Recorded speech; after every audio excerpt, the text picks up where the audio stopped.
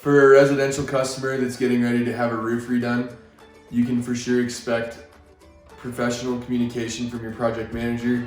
Don't ever hesitate to call our office if you need to. Usually what you can expect is the materials to be delivered one day and for the roofers to show up the next day.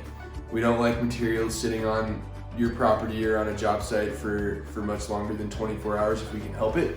We'll coordinate with you if vehicles or trailers need to be moved. We like to back a dump trailer in the driveway if we can.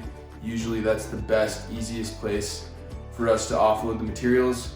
We'll also be putting up a wall protection system in front and around your house to protect your walls, your shrubs, your flowers, things like that. It definitely helps us if you have pieces of art or flowers on your patio deck that you want to make for sure doesn't get touched or ruined.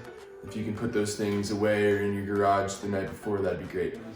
We're going to start the construction process. Crews will show up early. They'll be there at 7 o'clock. Be aware of that. First thing they're going to do is create a safety zone. They're going to put caution tape around the entire construction zone so everybody's aware where they're working. You can be at home, we don't care. You're free to come and go. Just make sure you let us know where you're at, and we want to make sure everybody's being safe.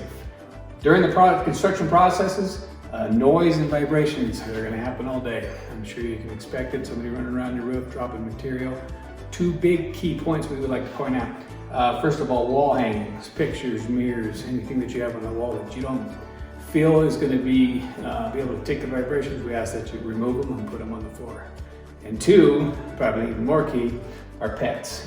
Please house your pets. If you have a problem with noise, you might want to take them to a relative, or maybe take them to the park and visit at the park until we get done. We just want to make sure your pets are taken care of and they're not freaking out when somebody's on the roof.